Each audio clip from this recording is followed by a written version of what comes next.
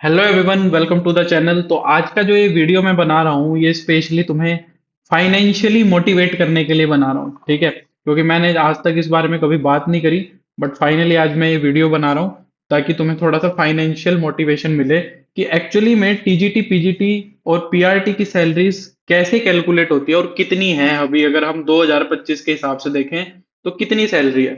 जैसा कि तुम्हें चार्ट दिख भी रहा है, बट इसके अंदर थोड़ा सा वेरिएशन है। तो मैं तुम्हें इस वीडियो के अंदर ये समझाना चाह रहा हूँ कि सैलरी कैलकुलेट होती कैसे है, ठीक है। और क्या क्या उसके अंदर डिडक्शंस होते हैं और हमारे को फाइनली इन हैंड सैलरी कितनी मिलती है और कैसे मिलती है। तो वीडियो पूरा देखोगे तो तुम्हें सब कुछ समझ में आ जाएगा। मैं ये भी बताऊंगा कि पे कमीशन जो है वो भी लगता है तो किस तरीके से लगता है, ठीक है। चलो तो स्टार्ट करते हैं। तो पीआरटी टीजीटी और पीजीटी के सबसे पहले होती है बेसिक सैलरी। तो जो सेंटर के अकॉर्डिंग, अगर हम सेंटर की जॉब्स देखें या डी ट्रिपल एस बी की जॉब देखें, ये जो मैंने चार्ट बनाया हुआ है ये basically D triple S B को ध्यान में रख के बनाया है, ठीक है। और मैं ये भी बताऊंगा कि ये किससे मैच करता है। तो सेंटर को अगर मैं देखूं और डी ट्रिपल एस बी को देखूं, या बहुत सारे स्टेट्स ऐसे भी हैं जो सेंटर के इक्विवेलेंट सैलरी देते हैं। जैसे कि हरियाणा हो गया, पंजाब हो गया, यूपी हो गया। कुछ ऐसे स्टेट्स हैं जो उनके इक्विवेलेंट सैलरी देते हैं, पर उनकी सैलरी भी थोड़ी सी ऊपर नीचे होती है। वो कैसे होती है बताता हूँ। सबसे पहले आती है बेसिक सैलरी। तो ये बेसिक सैलरी जो है ये तुम्हारी है पीआरटी की 35,400, टीजीटी की 49,900 और ये है 47,600। ये सेंटर की है। जैसे डी ट्रिपल एस में यही है, केवीएस में भी यही है, एनवीएस में भी यही है, ईएमआरएस में भी यही है, और तुम्हारी हरियाणा के अंदर भी यही है, पंजाब के अंदर भी यही है, यूपी के अंदर भी यही है। बहुत सारे स्टेट्स भी इतनी इक्विवेलेंट देते हैं, पर कुछ स्टेट्स ऐसे भी हैं जो कम भी देते हैं, इतनी नहीं देते। जैसे कि राजस्थान हो गया, शायद हिमाचल में भी कम है।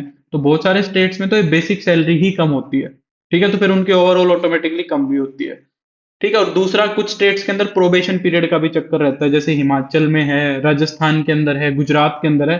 तो प्रोबेशन पीरियड के अंदर वो बहुत ही कम सैलरी भी देते हैं। ऐसा भी है कि 2 साल तक वो बहुत कम सैलरी देंगे, फिर उसके बाद उनकी वो बेसिक शुरू होती है, वो भी कम होती है। तो सबसे पहले ये बेसिक सैलरी आती है, ठीक है। फिर उसके बाद आता है डियरनेस अलाउंस, डीए, जिसको हम क्या बोलते हैं, डियरनेस अलाउंस।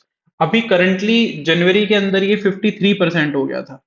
इसको डियरनेस अलाउंस बोलते हैं। कितना होता है? 53%। ये हर 6 महीने में बढ़ता है, हर 6 महीने में। यानी कि अब आगे कब लगेगा? ये आगे जुलाई में लगेगा, ठीक है। तो जो डीए है वो तुम्हारा ऐसे बढ़ता है। तो अभी ये करंटली कितना है? 53% है तुम्हारा, ठीक है। तो अभी 53% अगर इस किसका होता है? बेसिक का होता है। तो बेसिक का 53% मैंने सब में जोड़ दिया। यहां तक की सैलरी सबकी सेम मिलेगी। यहां तक की जो सैलरी है वो सबकी सेम मिलेगी जिसकी बेसिक पे इतनी है, पूरे इंडिया के अंदर। फिर असली कहानी आती है एचआरए के अंदर। अब एचआरए कैसे मिलता है? एचआरए के लिए हमने ना सिटीज को, जो सरकार है उसने 3 पार्ट से डिवाइड कर रखा है, एक्स वाई और जेड। अगर मैं सेंटर की जॉब्स की बात करूं या स्टेट की भी करूं तो एक्स वाई जेड। और इसमें भी अभी रिवाइज हुआ है जस्ट 2-3 महीने पहले ही। तो एक्स सिटी का जो तुम्हारा एच आर ए यानी कि हाउस रेंटल अलाउंस, घर पे रहने का जो किराया देती है सरकार, वो। तो अगर तुम क्वार्टर्स में रह रहे हो तो ये नहीं मिलता है। अगर तुम क्वार्टर्स में रह रहे हो, जो सरकार जैसे केवीएस में, एनवीएस में, या फिर तुम ईएमआरएस में रहोगे, तो उनके क्वार्टर में अगर रह रहे हो तो ये नहीं मिलेगा, तुम्हारी सैलरी से डिडक्ट हो जाएगा। अगर तुम बाहर रहते हो तो ये तुम्हारी सैलरी में ऐड हो जाता है, जो तुम्हें इन एंड मिलता है। तो एक्स सिटी यानी कि जो बड़ी बड़ी सिटीज है, मेट्रो सिटीज है, जैसे कि दिल्ली हो गया, ना मुंबई हो गया, अहमदाबाद हो गया, ये जो बड़ी बड़ी सिटीज है, ये तुम सर्च करके भी देख सकते हो कि कौन कौन सी सिटी एक्स वाई जेड में आती है। उनमें मिलता है 30%। और जो उससे थोड़ी सी कम बीच की सिटी है, इनको बोलते हैं टीयर 1। ऊपर वाली को टीयर 1, जो एकदम प्राइम सिटीज है। फिर tier 2, Y Z, Y Y category, इसमें मिलता है 20%। और जेड कैटेगरी यानी कि जो छोटे छोटे कस्बे हैं या गांव आ गए, वो सारे के सारे 10%। इस तरीके से मिलता है। अब डी ट्रिपल एस बी की अगर बात करूं तो डी ट्रिपल एस बी में तो ये ऑटोमेटिकली 30% ही हो गया। 30% बहुत हो गया। और किसका हो गया ये? इस बेसिक का ही। ये जो बेसिक तुम्हारी है इसका 30% हो गया। तो 30% अगर जोड़ते हैं तो पीआरटी में 10,620 जुड़ गए, टीजीटी में 13,470 जुड़ गए, और पीजीटी के अंदर 14,280 जुड़ गए। अब ट्रैवल अलाउंस जो होता है ना, वो लगभग लगभग तो सब देते हैं, पर कुछ स्टेट गवर्नमेंट नहीं देती। अगर स्टेट की मैं हटा दूं तो लगभग सब में मिलता है। जैसे केवीएस में भी मिलता है, एनवीएस में मिलता है, ईएमआरएस में मिलता है। तो यहाँ भी मैंने, जैसे केवीएस में थोड़ा कम मिलता है, केवीएस में लगभग लगभग तुम्हारा 3,000 के अराउंड मिलता है, केवीएस एनवीएस के अंदर देखे तो ठीक है, उसमें लगभग 3,000, पर मैंने डी ट्रिपल एस बी के हिसाब में ये वीडियो बनाई है, तो डी ट्रिपल एस में अराउंड 5,000 रुपए का तुम्हारा ट्रैवल अलाउंस मिलता है पर मंथ। इन सारों को मिला जुला के जो तुम्हारी टोटल सैलरी बन गई वो इतनी बन गई। ठीक है, पीआरटी की बन गई लगभग लगभग 70,000 रुपए, टीजीटी की बन गई लगभग लगभग 87,000। ये इन हैंड है, इसमें कुछ नहीं कटेगा, ये पूरा आएगा। क्या कटेगा, अब कटेगा भी, पर कैसे कटेगा वो बताता हूँ। और ये पीजीटी की हो गई 92,180। अब क्या होता है कि हमारा एनपीएस कटता है, यानी कि जो हमारा पेंशन फंड होता है, न्यू पेंशन पेंशन स्कीम के अकॉर्डिंग वो हमारा डिडक्ट होता है, वो होता है 10%। ठीक है, 10। अच्छा, 10% किसका डिडक्ट करते हैं वो? 10% इसका नहीं डिडक्ट करते टोटल का, बेसिक प्लस डीए का। बेसिक प्लस डीए को देख लो, उसका 10% निकाल लो। जैसे यहाँ पे 47,600 और 25,000 है, तो ये अप्रोक्सीमेटली तुम्हारा हो गया,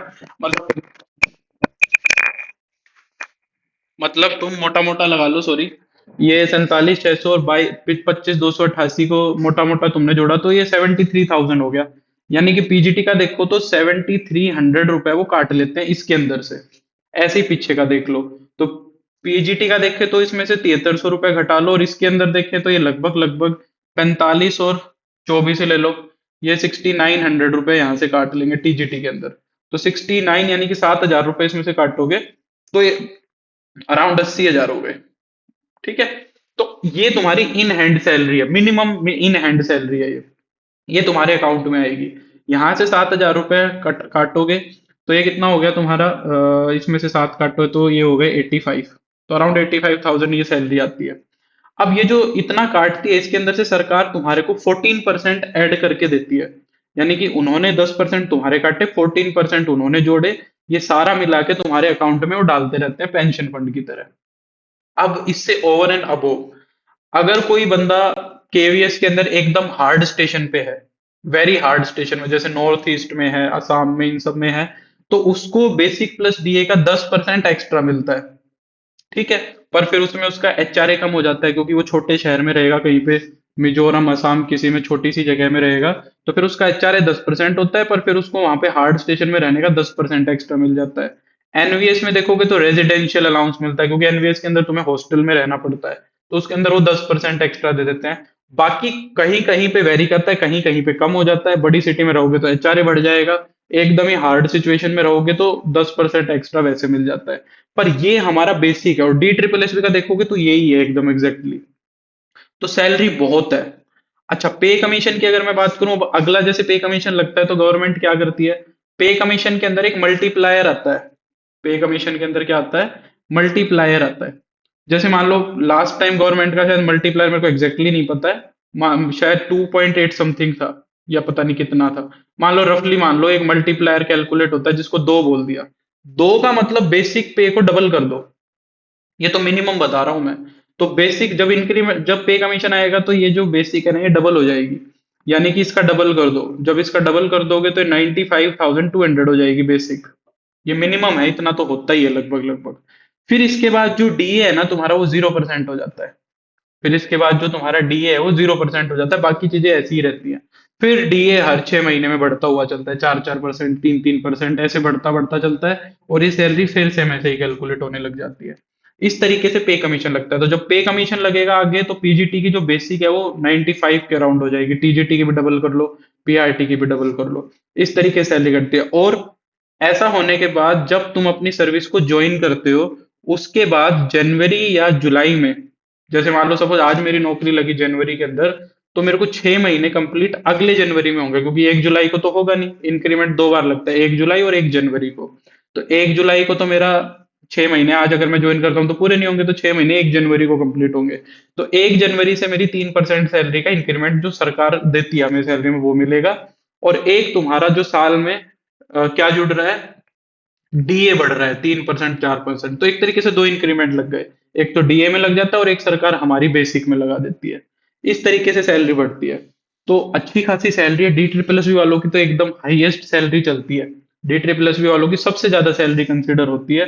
तो मोटिवेशन ये मेरे को देने का था, थोड़ा सा तुम्हें स्ट्रक्चर समझाने का तरीका था।